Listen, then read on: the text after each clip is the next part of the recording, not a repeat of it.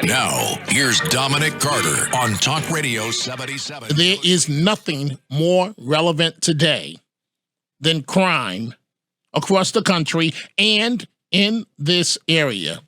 The latest incident, and I have a few to get to this morning. The latest incident, a broad daylight shooting. Here we go again, almost like a broken record.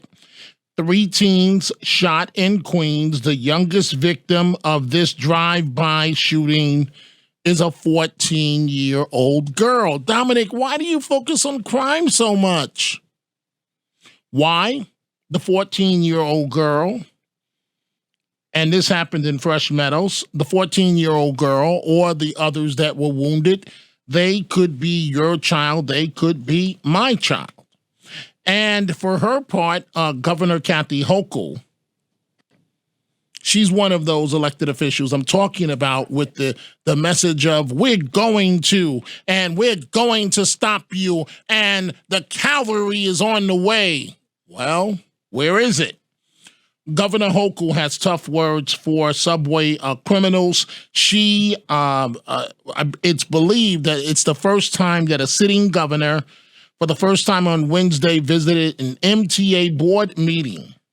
And she went there to honor MTA employees who aided riders and their colleagues during that mass shooting, but also issued the warning to criminals. In a second, we're going to be taking your telephone calls, 800-848-WABC, 800-848-9222.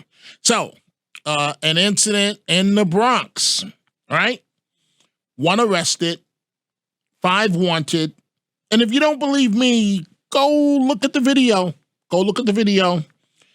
SUVs collide, and it happens right in front of a Best Buy store around dinner time. And what happened next was captured on video. The 5 men get out of the car, right? And a 23-year-old man has been arrested, and they're looking for the others. And it's seen on video where they beat the driver of the other car. I guess it's old-fashioned to say, can I have a copy of your license and your registration and your insurance card? And so they get on top of the man's car and they beat him up severely, and the victim was treated at a hospital for a fractured eye socket and lacerations. And oh, by the way, the man that I told you that was killed in the Queens subway station, the shooting the other night, well, his sister says that he wanted out of New York because New York was not really for him, and wanted to return to Virginia. So unfortunately, that won't happen. Another story that we are following this morning, and this one has the potential to upend the upcoming election. It's a stinging defeat to Albany Democrats. The State Court of Appeals has put a court-appointed expert in charge of redrawing district maps, right? So the state court found that Democrats were gerrymandering districts to have the advantage for them, and in an unlawful way, and in a sweeping 32-page ruling, the primary for June, according to the state's high court, may be pushed back a couple of months. So that's something that's very serious. And by the way, folks, as I'm about to go to your telephone calls, I want to thank you, our WABC listeners, because you guys and ladies, gals and gentlemen, you're smart and you're on point with issues. So last night, as we often do, we try to be ahead of the curve on this program. So we discussed last night what's the news today, as far as Mayor Adams saying take a picture of police officers if you see them looking at their cell phones, on train patrol. Well, it turns out you folks that educated me were correct. The president of the PBA, Pat Lynch, put out a statement, and I see your calls. I'm going to them in just 1 second, in which Lynch says New York City police officers did not ask for NYPD-issued smartphones. We were ordered to carry and use them. We are now required to document every minute of our tour on these phones. Every form we are required to fill out and every alert we receive comes through the phone. So you folks were correct, 1,000% correct. And Lynch says if there's a problem with cops using the phone on duty, the management of the NYPD should change the policies and go back to pen and paper. So let's start with our calls this morning. Let's begin with Frank in Bayside. Good morning, Frank, and welcome to the Dominic Carter Show. Hi, Dominic. Thank you for taking my call. I just wanted to call in and let you know that I missed that shooting today in Fresh Meadows, Queens, by about 5 minutes. Wow. I am born and raised in this part of Queens, which was an amazing place to grow up. I'm 49 years old. I retired a couple of years ago from corporate America. And what I do during the day now, just for extra money, is I do Uber Eats and DoorDash food delivery. So I'm in that neighborhood quite often. There's a lot of restaurants there. It's a great neighborhood. Growing up in New York in the 80s and 90s, we were shielded from most of the city crime out in this part of Queens. And if you told me in 2022 that I would be dodging bullets and drive-by shootings like things I saw in NWA videos in the early 90s, I would never believe you. Wow. Hey, and you know, Frank, it's just remarkable. And I still have people that will tweet me or will will want me. They want to know, why do I focus on crime? And I mean, it's like, what planet are you on? The city, we are literally losing the city of New York. There's no other way to put it, Frank. As you just said, what's happening in your community. And we thank you for the call. And we are losing the city so much that businesses are being forced to fend for themselves. Businesses are being forced to fend for themselves. That includes the owner-operator of WABC, John Catsimatidis. His supermarket, his employees he's offering a $10,000 reward. His supermarket, the employees were held up at gunpoint. And here's what I want to say about that, right? So on the flyer is a photo of the suspects, right? And I'm not even going to mention the race. You can go look at the photo. I have it on my Twitter for yourself, the flyer. But when you do this to somebody like John Catsimatidis, and I've said this before, and I will continue to say it, I'm not saying this because the man is my boss. I'm saying this because it's real. The man, and I don't even know if he wants me to say this, but the man has a heart of gold. His wife has a heart of gold, right? They do an awful lot for people that look like me, that they don't have to. From children all the way up to scholarships for kids, right? I said I was at Fairleigh Dickinson University today, for kids that look like me. And this is the way that you pay them back.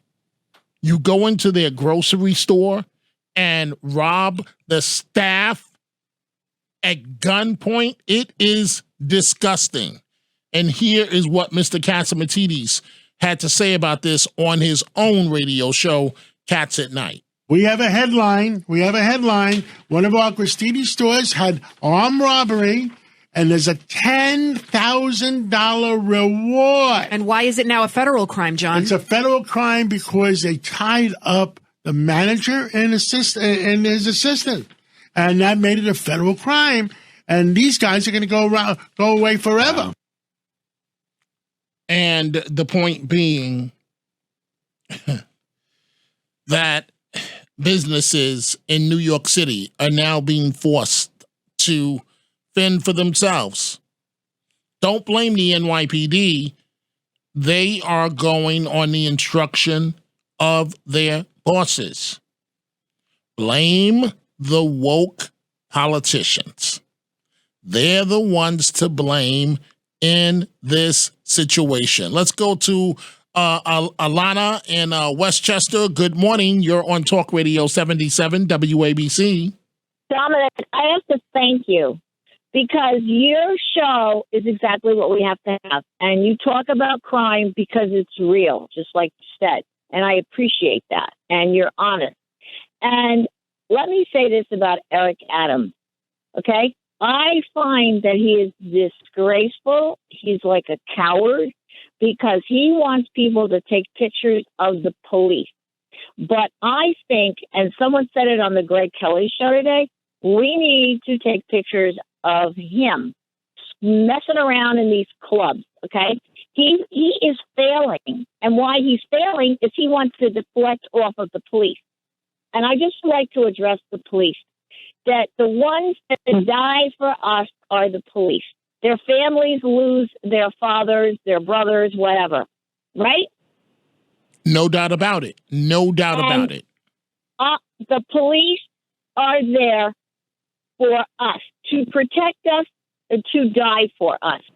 And I wish every police officer in New York City could just leave and go to another state and see how Eric Adams likes to do what he wants to do then. Just blah, blah, blah, try to make the police look bad.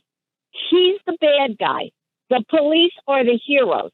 Eric Adams is doing something so low-life, nasty, to try to make the police look bad, all right? But meanwhile, how many police are protecting him at all times, right? Well, I never answer that question because I don't want to be accused of giving out confidential information that could endanger any mayor's safety. But it's fair to say at any given point in time, there are numerous officers assigned to protect the mayor of New York. Most of them are in plain clothes, and you would never know who they are until something goes down. But I do thank you for the call, and you make some very valid points. I hope you have a great morning. From Westchester to Philadelphia, let's say good morning to Richard. Richard, you're on Talk Radio 77 WABC. Good morning, Dominic. I don't blame the woke politician. I blame the people themselves, the voters. They keep voting the same thing over and over. They enjoy human waste. They're like eating human waste. Keep voting them over and over. They're a self-hating group of people who keep voting these Democrats in, who doesn't have the best interest for you or that city. Mm-hmm. Well, that's your assessment is something that I've heard before, and I believe every election shouldn't necessarily come down to a party line. It should come down to, as I've said on this program, Richard, thank you for the call. It should come down to what's in your personal interest, and for everyone, that's different. But things are so bad now that me as a voter, I'm concerned on where you stand on law enforcement. I don't want to hear the wokeness. I'm done with the playing games. I'm done with it. I want to know, are you going to bring back the street crimes unit? Because that's what's needed. I will say again, these politicians, right? I guess their teams tell them, well, you need a soundbite, that's perfect for the newscast. But all you're issuing are wolf tickets, and the gangsters, the criminals, They're laughing at you. We're going to get tough. It's always in the future tense. Here is what's coming. We are going to do this. Criminals beware. Folks, the joke is on you, me, and certainly those elected officials. There's no other way to put it. At what point do we stop getting numb at what's going on crime-wise in New York?